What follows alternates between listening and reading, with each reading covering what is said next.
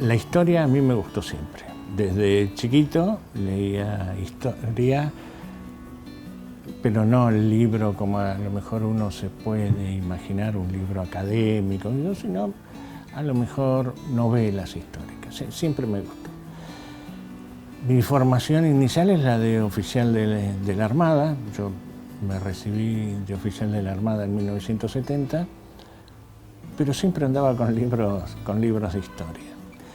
Y después, en el año 84, estando todavía en actividad y como soy submarinista, unos cuantos años destinado a Mar del Plata, por diferentes circunstancias de dónde estaba destinado, etcétera, y como me gustaba la historia, me puse a hacer la licenciatura en Historia de la Universidad Nacional de Mar del Plata. Sin expectativas de recibirme, en el sentido que como me gustaba la historia iba a clase, un poco para estar forzado. Bueno, me gradué. Sucedió, sí. Y bueno, después en algún momento hice la maestría en Relaciones Internacionales y después, más adelante, ya estando retirado de la Armada, del servicio activo, me gradué como doctor en ciencia política. Más algún otro título o alguna otra carrera por ahí. Lo de la historia, ya te digo, siempre me gustó, siempre lo he aplicado, insisto mucho con la historia, porque yo creo que la historia es una fuente de enseñanza, más allá de lo que uno pudiera decir sobre valores, formación juvenil, que no me cabe la más mínima duda, ¿no? Pero también es una fuente de enseñanza para todas las otras ciencias sociales. Yo también acá dirijo una maestría en Estrategia y Política Internacional y insisto, y así lo enseñamos también, en que, por ejemplo, la estrategia, la única fuente de experiencia que tiene es la historia. No hay necesidad de irse a los griegos, o sí, pero siempre hay que ir y mirar hacia atrás.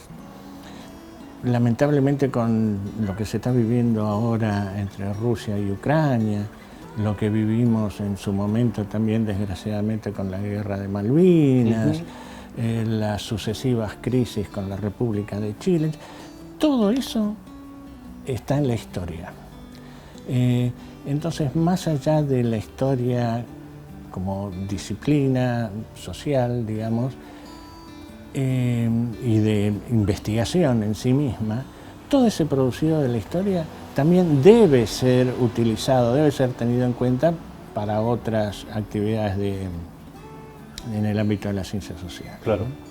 Me interesó mucho la definición sobre una carrera que está pendiente de los valores o que es formadora de valores, porque hay un lugar común que uno estudia historia para no repetir errores y sin embargo los errores se repiten. Entonces no sé si esa definición está tan vigente hoy en día, porque seguimos estudiando historia, van pasando los años y sin embargo otra vez, bueno, ahora mismo usted lo citó, la invasión de Rusia a Ucrania. Así que ya no se trata solo de mirar hacia el pasado para... No, de mirar al pasado por mirar al pasado solamente como un hobby, claro, digamos, como herramienta o metodología para formar jóvenes o porque es parte de una carrera universitaria. Pero la historia me tiene que ayudar a prevenir errores o a evitar errores, pero además a sacar experiencia como para que en lo posible no los vuelva a cometer, porque yo puedo estar muy bien formado, yo República Argentina, yo empresa o organismo internacional, puedo estar muy bien formado, tener unos valores fantásticos, pero en todos los escenarios humanos obviamente hay interacción entre seres humanos o grupos sociales. Entonces yo tengo que conocer la historia del otro, empezando por la mía, pero también tengo que conocer la historia del otro, porque entonces voy a tener un fuerte indicio de cómo puede reaccionar. Vuelvo con un ejemplo que utilizo mucho en las clases, en particular cuando interactúo directamente con los alumnos, ¿no? En Malvinas, cualquiera que sepa un poco de historia, no tiene que ser licenciado ni doctor en historia, que sepa un poco de historia vinculada con los ingleses, con Inglaterra o con Gran Bretaña, sabe o debería haber sabido que los ingleses van, digamos, digo ingleses coloquialmente, ¿no? No es que no van a venir, vienen y siempre han ido, claro, aún en condiciones muy desventajosas, y para eso sirve la historia, entre otras cosas, ¿no? Por eso digo, la historia nos forma a nosotros, a nuestra sociedad, en esos aspectos de valores, por ejemplo.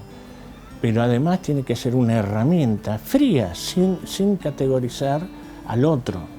Entonces la historia me muestra que este actor internacional, esta república, este reino, a lo largo de su historia ha reaccionado siempre así, más o menos dentro de un canal, podríamos decir, bastante estrecho, pero la conducta de la sociedad en general, de ese país, de esa empresa, de esa institución, es siempre muy similar, muy parecida. No es que no estoy con, los que estudian historia saben, con la teoría de Vico, corso y recorso, ¿no? Sino, no es un recorso, no es un repetirse la historia. Para mí la historia no se repite y no se puede repetir porque hasta la tecnología cambió, obviamente, ¿no? Claro. Pero sí pensando en la utilización, en la utilidad de la historia, sí nos sirve para determinar pautas de otros actores. Yo digo repúblicas, reinos, pensando justamente en la maestría, pensando en escenarios internacionales, pero acá adentro también. Es decir, si uno estudia historia argentina, puede decir el conjunto social del noroeste argentino tiene una determinada personalidad, podríamos decir así, ¿no? Mientras que el conjunto cultural, no sé, del sur argentino, en la zona andina del sur, tiene otras características, ni buenas ni malas. Claro. Bueno, en la región, la República de Chile a lo largo de su historia ha actuado de una manera, Perú ha actuado a su propia manera, o Brasil, o Uruguay. Entonces eso es necesario en esos lugares, en esos momentos donde la historia cobra una gran utilidad práctica. Alguien me puede decir, sí, bueno, pero en su carrera se enseña historia de Grecia. Bueno, porque es una carrera, es una licenciatura. Claro. Pero aún el que no está estudiando historia como carrera, para ejercer la docencia, para hacer investigación, aún así es imprescindible saber historia. Claro, no, y además el abordaje, no importa qué historia sea, pero hay determinadas herramientas que uno va incorporando, imagino, que son útiles para la formación académica en general, que hoy en día es muy amplia. De hecho, su propia formación académica, por ejemplo, no terminó con la licenciatura en historia, sino que después fue por más, digamos. Actualmente, hoy, antes el hecho, creo, que el hecho de estudiar una carrera es determinante para toda la vida. Sos contador o abogado para siempre. Hoy en día la vida académica se ha extendido muchísimo más, ¿no? Sí. Historia como base es muy interesante como carrera inicial.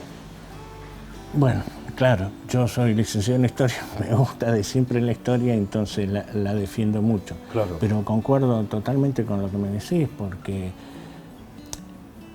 yo insisto, sin necesidad de hacer toda una licenciatura, está más que demostrado que el conocimiento de la historia, te diría que es fundamental. Uno puede decir, y aprovechando que en nuestra universidad hay muchas carreras de ciencia de la salud, el médico en algún momento estudió algo de historia, claro, vinculado con, no sé, que me disculpen, con la anatomía o con determinados medicamentos, etc. Por eso digo, no hay necesidad de irse a los griegos, los romanos, los persas. Sí, historia de la medicina. Claro, también. El que estudia abogacía, por algo hay una materia de derecho romano, donde también se ven cosas de historia, con diferente enfoque, pero es historia. Claro. Y cuando uno hace un viaje al exterior, ya hablando en lo personal, dice, vamos a Roma a ver tales monumentos o tales lugares. Lo más probable es que antes, no sé, yo soy de la época en que íbamos con la guía, con sí, claro. Lo más probable es que antes leyeran en una guía o ahora en internet, más allá de los gustos, de dónde voy a comer, qué paseo conviene y demás, con toda seguridad que entran a ver, no sé, qué es este museo, cuándo lo construyeron, por qué está acá. Es decir, siempre está presente el estudio, el recurso a la historia. Doctor, lo llevo al plano personal. ¿Le tocó Malvinas como submarinista? ¿Le tocó, sé que comandó el Ara Formosa, el Ara San Juan, sí. Y Malvinas le tocó... No me tocó estar en combate, pero estaba en la central de operaciones de submarinos. Y en particular durante la guerra y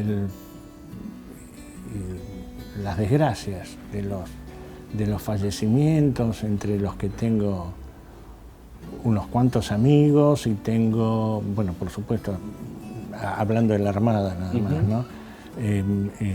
Conocidos, gente que vivía en mi mismo edificio en Mar del Plata, por ejemplo, Giachino, el capitán Pedro Giachino, el primer muerto en el 2 de abril, vivía en el edificio que vivía yo, y su familia, con sus 2 hijas y la señora y demás, vivían ahí, íbamos al mismo club, digamos, o al supermercado, no sé si...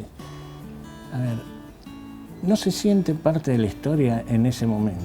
Después, cuando va pasando los años y uno empieza a recordar, entonces sí, ahí dice, che, qué momentos que nos tocaron vivir, buenos y malos. Claro. ¿No es cierto? Algunos terriblemente malos, pero en ese momento uno no se siente parte de la historia. Nunca escuché o tuve la sensación que alguien lo experimentara así.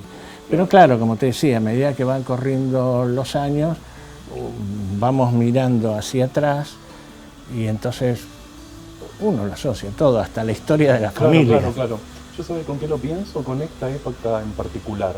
Digo, estamos transitando un momento histórico, por llamarlo de alguna manera, y todavía no tenemos la distancia para analizarlo, pero atravesamos una pandemia que realmente va a haber mucho material, imagino, en el futuro.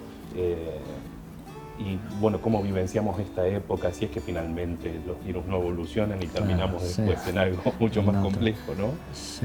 Pero le falta a esta época la distancia que requiere el análisis de un momento, ¿no? Bueno, un tema muy común o que se enseña muy frecuentemente, tanto digo en la estrategia vinculada con la historia, es lo de la motivación, digamos, ¿no? Y las emotividades.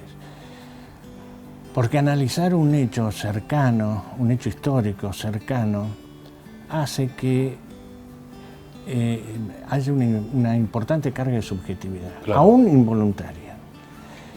Yo me acuerdo que en un libro de historia de Argentina, Carlos Floria, en el prólogo de su libro, escribió el tema, unos párrafos sobre el tema de la subjetividad, y decía que ningún historiador, él hablaba por los historiadores, puede abstraerse en un 100% de su subjetividad.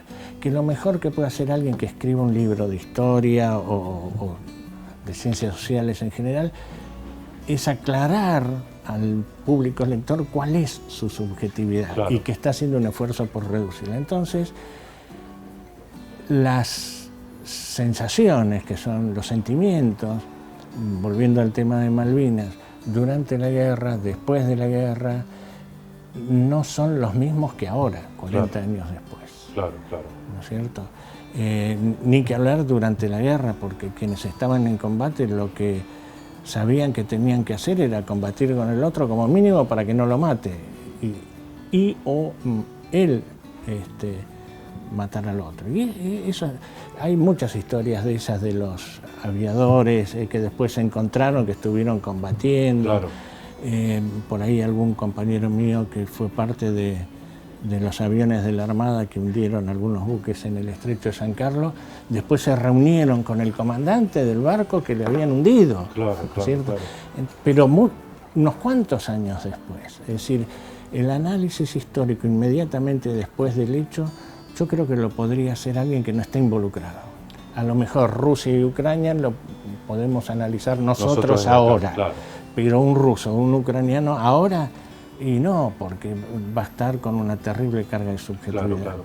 Igual hay como una vuelta de tuerca y ya no se habla de historia objetiva, ¿no? Ya somos conscientes de nuestras subjetividades. Sí. De hecho, la sola elección del tema ya habla de una subjetividad, digamos. Claro.